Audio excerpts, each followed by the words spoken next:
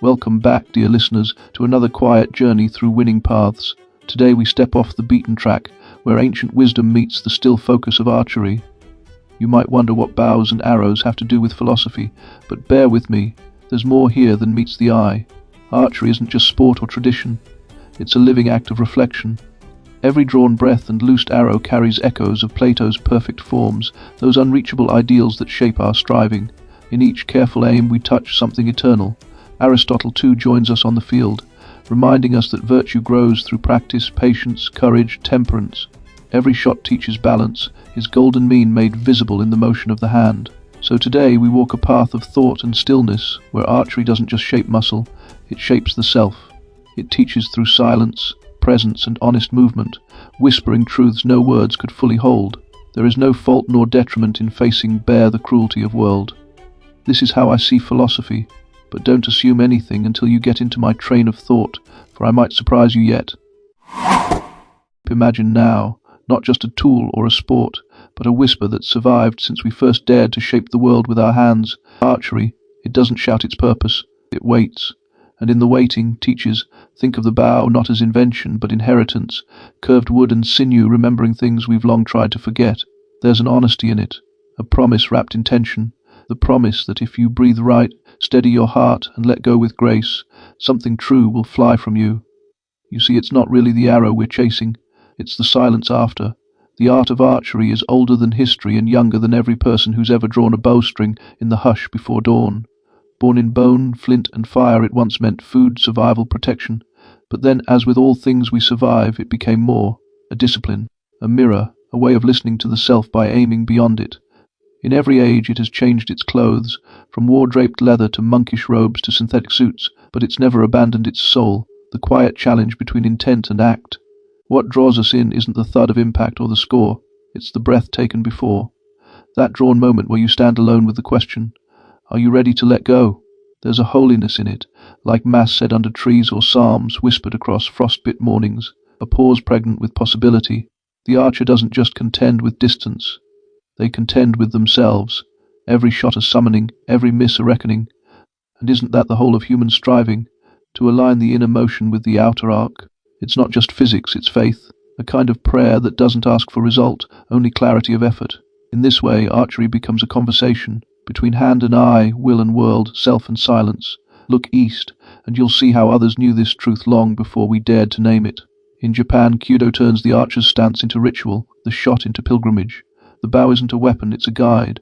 To miss the target with perfect form is not failure, it's testament, a declaration that the journey inward matters more than the mark struck.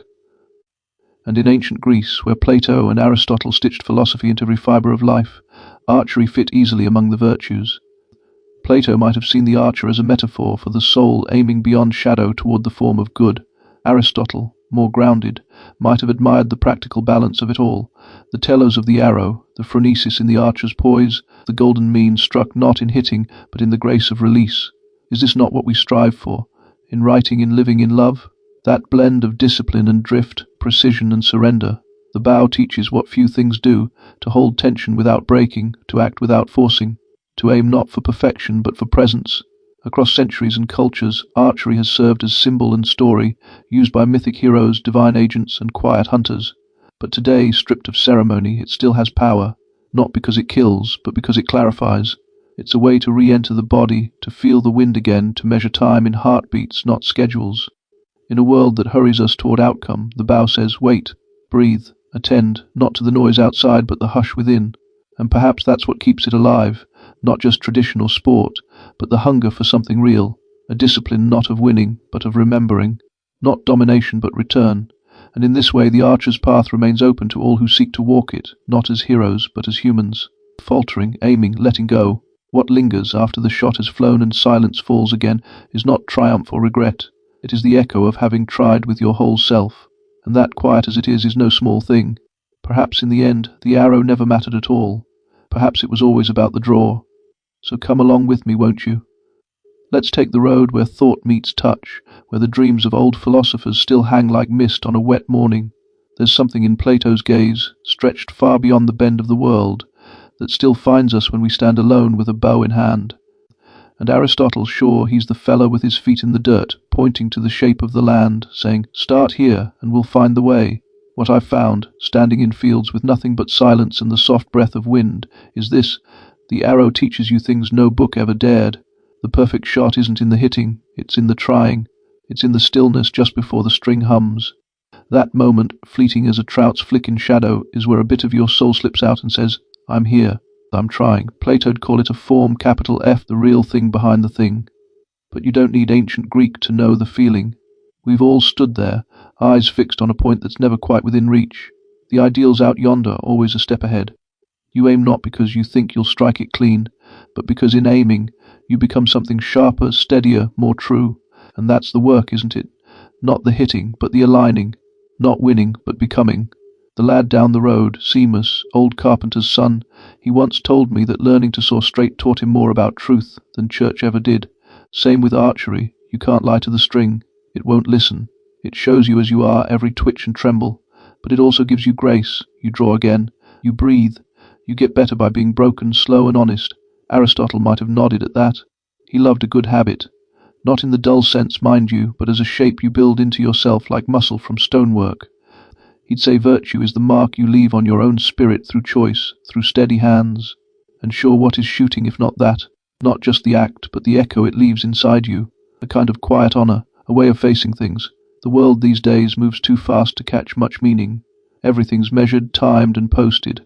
But archery's old. It belongs to a slower beat. You don't rush a shot worth taking. You listen. You watch the trees, the hush between birdsong. You let your breath teach your body the way. And sometimes, just sometimes, everything lines up, and the shot sings. That song, it's never the same, but it's always yours. There's beauty in that, and ache too, because it slips away. You can't hold it long, like the perfect sunrise, or the scent of your mother's coat when she hugged you tight on winter mornings. These things live in moments. You don't own them. You meet them. And isn't that the essence of being human? This longing, this reaching for something just beyond. We are creatures of almost. And yet, in every draw of the bow, in every trembling hand and breath held too long, we tell the world, "I'm still reaching." That's courage, I think. Not charging into battle, not boasting in bars, but standing in a field with your fears, your flaws, and still trying to aim straight. We come from a long line of folk who knew that. Warriors, yes, but also poets, monks, shepherds.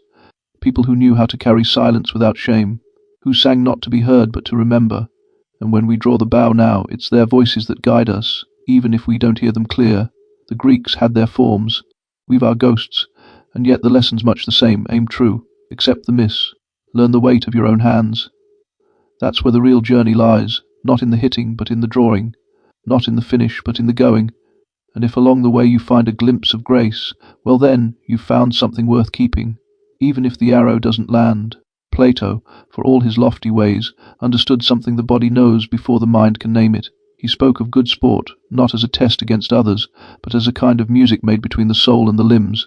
He pictured its highest form not in victory or spectacle, but in the quiet perfection of a movement well made. A moment where mind and muscle stop wrestling and start dancing, each guiding the other without pride or panic. That's where the archer lives, isn't it? Not always in the win, but in the trying. The long, slow pull towards something finer than flesh alone can manage. You're not just loosing arrows, you're chasing the shape of the thing itself, the pure act, the clean draw, the true release. You're aiming for something that lives in the bones of the world, even if you've only caught the whisper of it. The ideal shot isn't just a well-placed arrow. It's a kind of prayer, a way of touching something older than time. If Plato was right, and who's to say he wasn't, that shot reflects the highest kind of good, the kind that casts light on all the rest. And when an archer works toward that, steadily, stubbornly, they're not just practicing. They're reaching, heart and hand alike, for something sacred. It's not about the bullseye, it's about meaning, about finding your place in a rhythm that began long before you were born. That path, though, it's not a smooth one. You'll remember Plato's cave, maybe.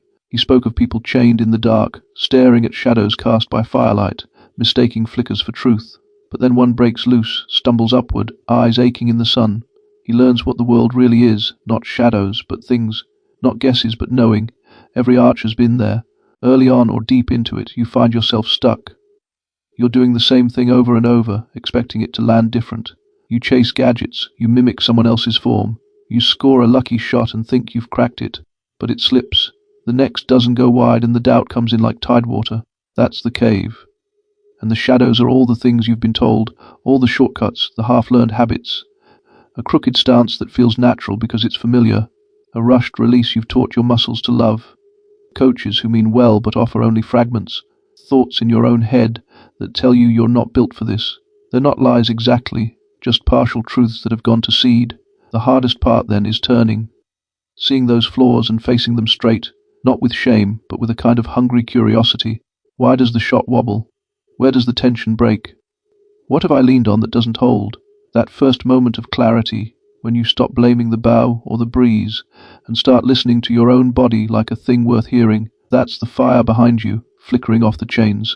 From there it's study, real study, not bookish but bodily, learning where the weight belongs in your heel, how to hold breath without holding fear, discovering that draw cycles aren't just technical, they're personal, that your anchor point is less a place than a promise. This is where I meet myself before I let go.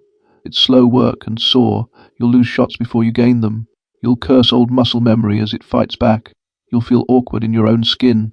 That's part of it. That's the climb. And sometimes you'll need a guide, someone who's seen their own cave, who won't fill your head with fluff or sell you shiny fixes. They'll just stand beside you, point to the shadows, and help you walk beyond them. But if you stay the course, if you trust the craft to teach you, you come out changed. The target stays the same, sure, but the aiming becomes different, calmer, cleaner, not from control but from understanding. You shoot now from a place that knows, not a place that hopes, and you begin to see the bow and your body and your thoughts not as separate things but one movement, one breath, one line. That's the sun, that's the world made clear, where every arrow becomes an act of awareness and the archer isn't perfection, they're living it, one shot at a time. Mistakes still come, aye, but they don't shake you. You've met yourself already, you've seen the dark, you've come through, and now you shoot not just with muscle or mind, but with a kind of quiet knowing. You've become what you were after. The archer's climb from the cave isn't just a matter of loosening the knots in their form or standing steadier in the wind. There's a second liberation at play, a quieter one, a loosening from the inside out. You learn, somewhere along the line, that not all mistakes live in the hands. Some take root behind the ribs in the quiet doubts you whisper when you think no one hears. The shadows we carry aren't always visible. They're old beliefs that whisper through the muscle. You'll never land that shot. You're built wrong. That wasn't luck, it was a fluke. You could have the cleanest technique this side of Galway and still be thrown by a flicker of fear that lives behind the eyes. That's the other cave, the one inside. And to come through it, to walk into the light with your head high and your breath steady, is the harder task by far. It asks for more than skill. It calls for a kind of balance inside yourself, a steady flame you've got to tend in the quiet hours, when there's no crowd, no scorecard, just the sound of your own thoughts and the twang of string in the wind. When you do emerge, when form meets clarity and effort aligns with insight, you begin to see that accuracy isn't a trick or a gift. It's a sign that you've done the work, both in the body and in the soul, and from there the bow stops being a tool. It becomes a teacher. That's when archery turns from pastime to path, from practice to pilgrimage.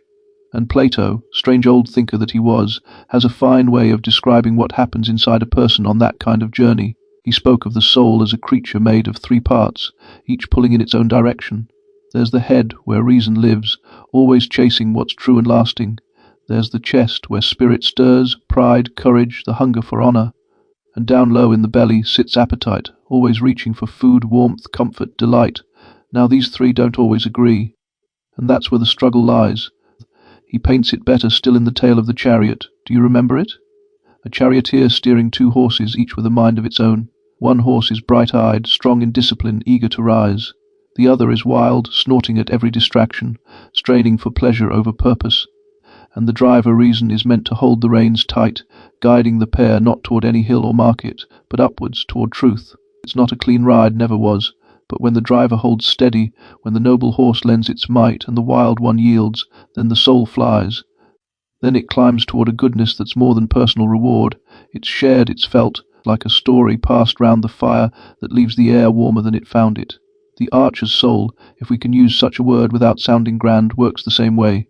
The mind might know what to do, the body might remember the shape, but unless the heart's in tune, unless the appetites are quiet and the will is strong, the arrow won't fly clean. You'll feel it in the hand, the tremble, the hesitation, The way you grip the string too tight or flinch in the breath before release. To shoot well is to ride well, and that's the test, isn't it? You could know every inch of the form and still miss if your inner reins are slack. You could shoot straight one day and scatter the next, not because your body's forgotten, but because your spirit's in rebellion or your appetites have taken the lead. But when all three move together, when the wild horse is steadied, when the noble one surges forward, when the charioteer sits tall and true, then the shot flies as if guided by something more than muscle. It moves like memory, like intention, like a kind of grace made solid. That's the real work of the archer, not to conquer the target, but to learn the shape of their own soul, to know when it falters and how to steer it back. And in that there's a kind of justice, a kind of joy, because each shot becomes a step on a longer road, and every release is a letting go, not just of the arrow, but of doubt, of fear, of the small self that clings too tight. And isn't that something worth chasing? You see, the soul of an archer doesn't sit tidy in the shoulders or rest easy in the limbs. It stretches deeper than that, past sinew, past breath. And if you listen close, you'll hear it wrestling inside. Plato had a sharp eye for the old struggle, and for all his ancient Greek sandals, he understood something universal. He saw the soul as a team of three, yoked together in one body, each with its own pull. One part watches the stars, one charges toward glory, and the last, well, it wants food, sleep, comfort, the easy way when the hard road stretches long. In an archer, all three wake early. The part that thinks, the charioteer, if we follow Plato's telling, keeps the logbook. It watches how the arrow drifts in a crosswind, learns the language of tendons, and charts out each step with care. This is the part that dreams the ideal shot, not as a fancy, but as a shape to reach for. It learns by watching, failing, asking. It plans, adjusts, and tries again with quiet resolve. Then there's the fire in the chest, the spirited horse. It's the one that stands tall in a tournament, that rises when the shot matters most. This fire doesn't ask for praise, but it does feel the pull of recognition. It wants to prove something, not just to others, but to itself. When managed well, it gives strength to the draw and courage to hold steady, but left wild it rears. It lashes out at missed marks, flares up in pride when the arrow finds gold. It can drown reason if it gets its own head too often. And down below, the third, the hungry one, doesn't think much past the moment. It's the part of you that longs for ease. That wants to skip the grind of repetition.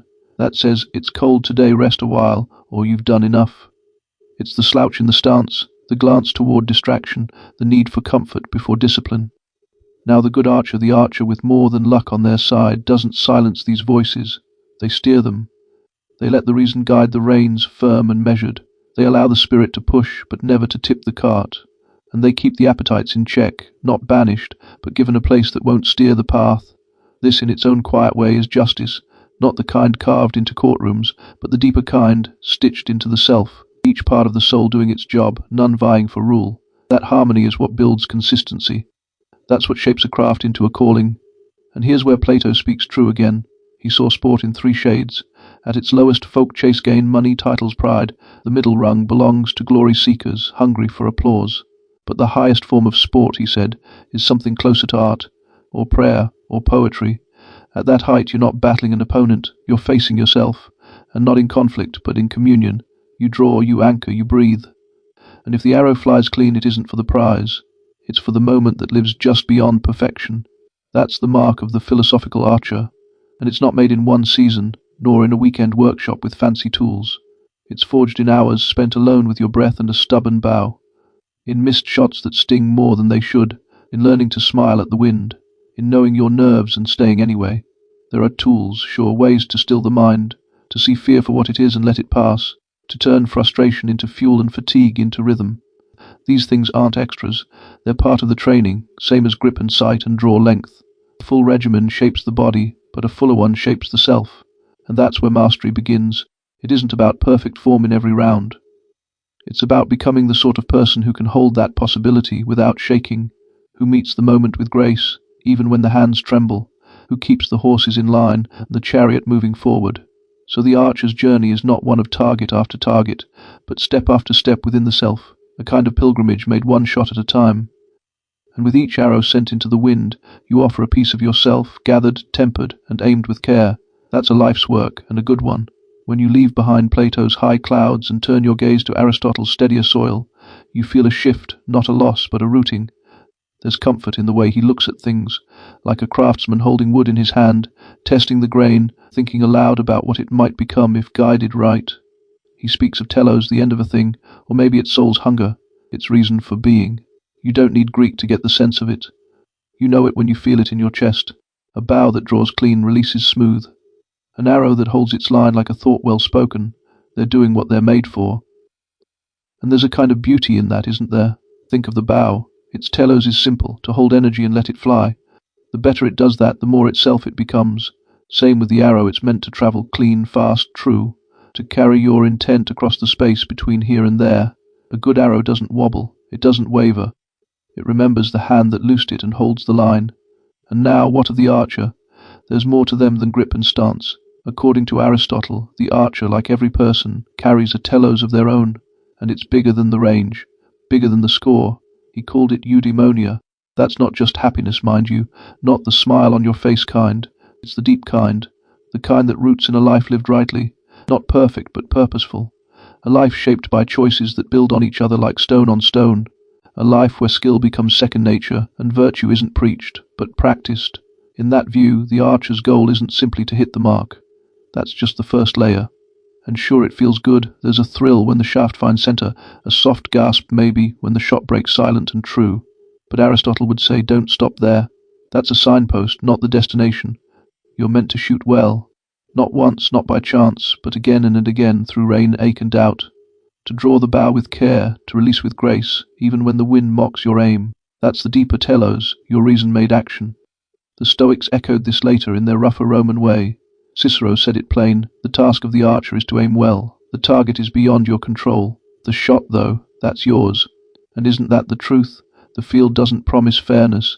A breeze rises, a splinter shifts your grip, you miss. But if you held your form, if you shot clean, then the miss isn't failure. It's just the world doing what it does. Your task remains the same, to shoot with virtue, with care, with intent. This is where archery becomes more than sport. It becomes a way of living. Every time you pick up the bow, you meet your telos again, not as a burden but as a friend, a guide. The arrow reminds you, keep steady. The string says, breathe deeper. And the target? It listens but never speaks. That silence is part of the lesson. Archery then is a techna, not just an action but a practice, an art built on understanding. You're not copying motions, you're learning causes. You feel the why in your muscles, you sense it in your spine, and the good it aims at? That too has layers. At first it's the clean hit, then the mastered form. But in time it becomes something richer. Shooting well becomes a mirror for being well, a practice that spills into how you speak, how you hold anger, how you carry loss. The virtues you build on the range follow you elsewhere, into your work, your waiting, your wondering. So the archer's telos lives in a nest of purposes. The arrow seeks the mark, the shot seeks perfection in its making, and the archer, over seasons and setbacks, seeks eudaimonia, flourishing, a life lived in step with itself, and that maybe is the true mark. Not the bullseye, but the line drawn through each act, each choice, each time you pick up the bow and say, I'm here again, I've come to learn, because archery, like living, is never finished, but it can be done well. When Aristotle spoke of arete, he didn't mean perfection pressed into marble or something rare as hen's teeth. He meant a thing doing what it was made for and doing it well, a horse running hard and straight, an eye seeing with sharpness full of light, a bow that bends but doesn't break, a hand that knows its strength and doesn't boast. That kind of excellence, it isn't loud, it doesn't ask for praise, it just is, steady as the sea. And for us, for people who take up the bow, erto becomes the shape of our daily doing, not gifted but grown, not grand but right. Aristotle knew virtue doesn't drop from the sky like a gift from the gods. It's built slow and stubborn, through practice, through habits, formed and reformed in the thick of things. You keep choosing well, and one day you wake up with a steadier heart. That's how he saw it, and sure he was right. Take patience. It's not a thing you claim, it's something that claims you, bit by bit, when you've missed the mark too many times to count and still keep showing up. When your fingers bleed from the string, but you still knock another arrow. When your form falls apart, and you build it again, brick by quiet brick. Focus, that's another. You learn it when you stand on the line, and the world won't shut up, wind rising, thoughts racing, someone coughing in the stands, and you find the silence anyway. You learn to aim with your whole being, to live for that second when everything else falls away, but the breath before the release, and courage, it doesn't wear armor here. It looks like standing your ground when the shot matters. It looks like showing up when your confidence is gone to shite, and the only thing keeping you from walking off is that small, unspoken promise you made to yourself. Then there's temperance. That's the soft one, the one that whispers instead of shouts. It's what holds you back from rushing, from chasing glory when the body's begging for rest, from letting joy or anger flood the system. It's what tells you, hold steady, stay with it, one arrow at a time. Discipline wraps round all these like thread in a loom. It's the rhythm of your training, the early mornings, the days you'd rather not. It's trusting the process even when it feels like you're going backwards. It's the part of you that says, this matters, and I'll give it what it asks. And there's respect. Not just for the gear or the game, but for the people who taught you, who stood by you when you missed and missed again. For the old hands who shaped this craft before you were born. For the silence, for the land you shoot on. For the stories that live in the string and the shaft. All these, patience, courage, temperance, discipline, respect, they're not medals. They're markers on a path. They show up in how you stand, how you speak, how you miss and how you mend. Even your stance becomes a kind of wisdom. Too wide and you're stiff as a statue, all muscle, no flow. Too narrow and you're all nerves, swaying in the breeze. Somewhere between lies balance. A mean, as Aristotle would say, not average but true. Same with the draw. Pull too little and the arrow limps. Pull too much and the muscles quake, the mind scrambles. But find the sweet spot, the place where strength meets ease and the shot sings. That's the golden mean. Not the middle, but the moment where things work just as they should. It's not about holding back or going soft. It's about knowing your measure. And when you find that rhythm, not just in your body, but in your choices, your voice, your whole way of showing up in the world, that's when you touch something real. That's arta, not once-off brilliance, but the lived, earned excellence of being who you are and doing it well. And here's where the real craft begins, not in the form alone, nor even in the virtues built through habit, but in the wisdom to know what fits where and when. That's phronesis, though the word itself hardly matters. What matters is what it points to, a way of seeing, not just with the eyes, but with something deeper. It's the part of the archer that knows how to read the wind, not just measure it. That watches the clouds and thinks not only of weather, but of mood, of breath, of rhythm. It's what tells you when to hold and when to loose, when to keep going and when the hands have had enough. It lives in the gut, sure, but it's shaped by time, by failure, by paying attention when others looked away. It's not theory. You don't get it from books. You earn it. I remember a day out in Kilmashog, a field shoot with a wind that changed its mind every 10 seconds. Most were fighting it, trying to muscle through. But there was this one lad, older than most, quiet, watched the grass more than the flags, adjusted his stance between every shot like he was listening to something the rest of us couldn't hear, and he shot clean. Not because he had better gear or even better form, but because he knew when to trust stillness and when to bend with it. That's what we're talking about. Phronesis is knowing what excellence looks like in a given moment. It's not some grand idea you hold in your head. It's the lived feel of what's good and what's good enough. It's the call you make when the sun's in your eyes or your shoulder aches and you still want the shot to count. It also tells you when you're lying to yourself. When you say, just one more, even though your hands are trembling. When pride whispers to push through but wisdom says, rest. It's the awareness that the body isn't a machine, and neither is the mind. An archer with phronesis doesn't just shoot well. They live well in the act of shooting. They adapt. They respond. They move through uncertainty with a kind of calm that's born from being present, not perfect. And the world won't always offer stillness. You might have good form, strong habits, clean gear, but then the pressure creeps in. Maybe it's a crowd. Maybe it's a score that matters too much. Maybe it's just your own thoughts, tangled like weeds. That's where practical wisdom earns its keep. It tells you how to hold focus without gripping it too tight, how to notice fear without giving it the reins, how to hold confidence like a flame cupped in the hands, not too loose, not smothered. And it's this balance, this fluid steadiness, that links every part of the archer's work, the moral with the mechanical, the spiritual with the technical. You're not just chasing the gold ring on the target. You're learning how to meet the world as it is, moment by shifting moment, and do what's best with the hand you're holding. That kind of wisdom spills out from the range into the rest of life. It teaches you how to speak kindly when you'd rather bite, how to let go of a plan when the tide turns, how to choose well in the thick of it, not from certainty, but from a grounded trust in your own learning. So the archer's life, if taken seriously, becomes something greater than a game of points or pride. It becomes a way of being, shaped by the slow fire of experience, and lit by a lantern of hard-won judgment, and maybe in the end that's the true shot.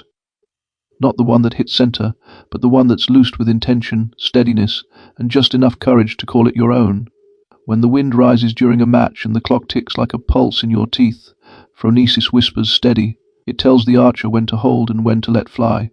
It knows that some risks are born of courage and others of panic, and in that small knowing, a shot can be saved or squandered. This wisdom, practical and earned, isn't the kind you carry in your head like a rule book. It's the kind that lives in your bones. It grows in you the way moss finds the north side of stone. The target may stay fixed, but the world doesn't. Wind shifts, pressure builds, and what worked on Monday feels strange on Wednesday. That's where phronesis shines, when rote falls short and presence must step in. You feel the draw in your back, not because it's correct, but because it's right for now. That's the thing about the golden mean, it breathes. It's not a line drawn once and forever, but a mark you learn to find again and again. In focus, it's that quiet place between distraction and obsession. You see the whole shot, light, wind, heartbeat, and not just the bullseye. In confidence, it lives between doubt that stutters your hand and pride that blinds your sight. True confidence walks with you. It doesn't shout, it doesn't flinch, it simply stands.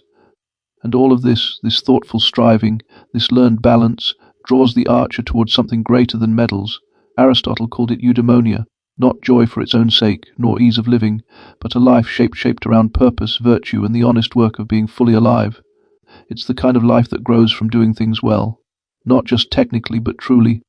The archer doesn't flourish because every arrow finds gold, but because each shot is an honest effort to align action with intention.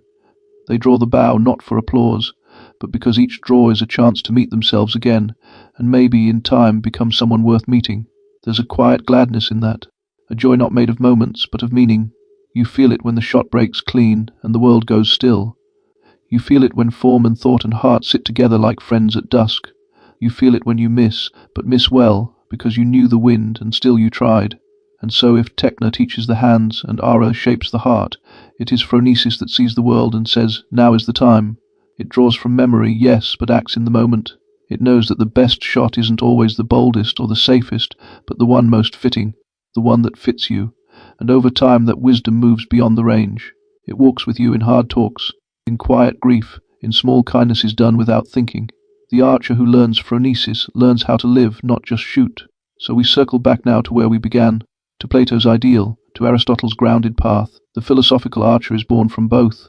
They carry the dream of a perfect shot, yes, but walk toward it step by step, arrow by arrow, day by changing day.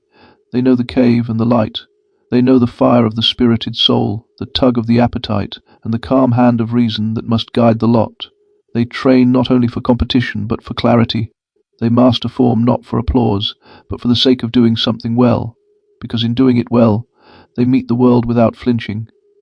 Because in drawing the bow, they learn to draw themselves towards something worth becoming. And perhaps, just perhaps, they find in this practice not just the echo of excellence, but the sound of a life being lived fully arrow by arrow, choice by choice, silence by silence. From Aristotle, the archer gains a steady footing, a reason to rise each morning and pull the bow again. Telos, he says, know what you're for. And the archer, standing alone on a soft hill or inside a crowded hall, knows it plain. They're here to shoot well, not for spectacle, not even always for result, but because the act itself holds meaning. Done with care, with virtue, with patient return, it shapes the life around it. It's a kind of energy, that repeated gesture, that pushing towards something better, and each small virtue built into it, be it courage, patience, or restraint, grows not by magic but by doing. Over and over, day by day, the golden mean walks alongside you. You find it in the steadiness between ambition and contentment, between force and fluidity, between care and courage. And guiding that walk, sure as dawn, comes phronesis, practical wisdom, the inner compass, the tactful eye, the quiet voice that knows this day is not like the last, and adjusts without complaint. But if it ended there, it would feel like clay without fire. So we turn then to Plato, and suddenly the shot is not just a thing done well, but a thing dreamt true. His ideal shot hangs just beyond reach, not to tease, but to lead. A shot that lives outside the mud and wind, pure in form, perfect in aim, as if it was always meant to be. That's where the magic stirs. For what's practice without poetry? What's craft without a horizon? And here the archer finds themselves between worlds. On one hand, they build skill with the brick and mortar of sweat and time. On the other, they reach beyond the scene, towards something unnameable that still calls. And the strange thing, these worlds don't quarrel. Plato dreams, Aristotle builds, and together they shape a practice that's both noble and real. The ideal gives meaning to the method keeps the ideal from drifting into mist. The archer walks between them, feet firm, eyes lifted. The Platonic vision gives them aim. It whispers of perfection not to taunt, but to guide. The allegory of the cave reminds them to question, to move toward light even when the shadows feel safer. The tripartite soul teaches them balance. Reason steering the chariot, spirit lending fire, appetite kept in check with kindness. But it's Aristotle who walks beside them in the field. He reminds them that virtue isn't imagined, it's earned.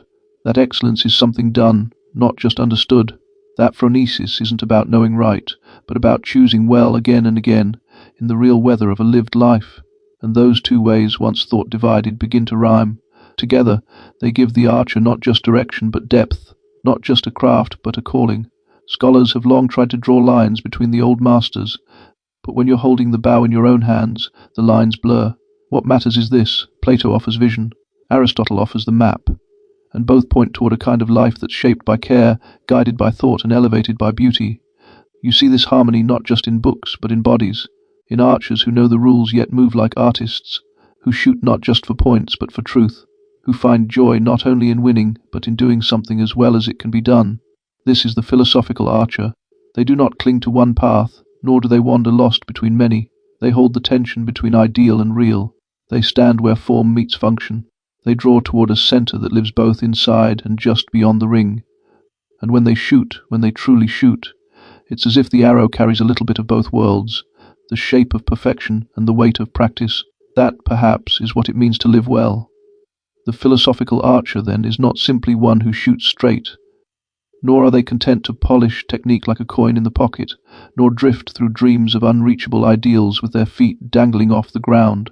There's something else entirely, a rare weave of mind, body, and something like spirit, a person who lives within their craft as one might live in a beloved landscape, part habit, part hunger, part quiet awe. They don't practice by rote, nor do they float in theory. Their art lives in the middle ground, where breath meets aim and thought meets action. Each draw of the string, each steady release, carries with it a kind of invocation of Plato's vision, bright and distant, and Aristotle's grounding, solid and clear. It's a kind of pilgrimage, surely, but not one that moves from place to place.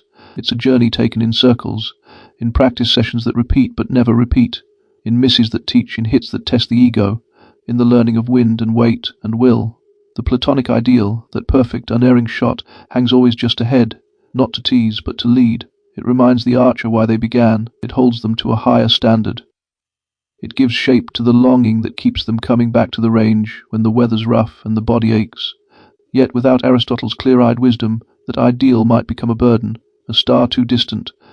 But with the virtues forged through time, discipline, patience, courage, and the gentle clarity of phronesis, the archer learns to move toward the ideal without breaking themselves against it. And this is the miracle of it. The archer lives between the eternal and the changing. Their form, learned and relearned, becomes a ritual. Their failures, folded into memory, become teachers. Their patience, tested in silence, becomes strength. And all the while they grow, not simply more skilled, but more whole. They learn to temper ambition with humility, drive with kindness. They come to see that the bow is not just a weapon or a tool, but a mirror. Each shot reveals something about control, about letting go, about presence, about fear. And isn't that the deeper purpose? To become the kind of person who can hold tension and grace in the same hand, who can respond to pressure without losing sight, who can aim at something beautiful and try earnestly, imperfectly, to reach it. Without the dream of the ideal, the practice would lack soul. Without the ethics of practice, the dream would drift like mist. But together they make something worth returning to. The philosophical archer, then, becomes a witness to their own unfolding. Each day's shot part of a longer song. They may never arrive at the perfect shot in full, but in trying again and again, they become something rare, someone who aims with clarity, someone who acts with care, someone who knows the weight of the bow and bears it willingly, because it teaches them how to live. And so they step to the line, they plant their feet, they breathe, they aim. And in that moment, short as a heartbeat, quiet as a thought, the whole world holds its breath, and they become, for a flicker, the very thing they seek. Not just an archer, but one who remembers what it means to be fully alive.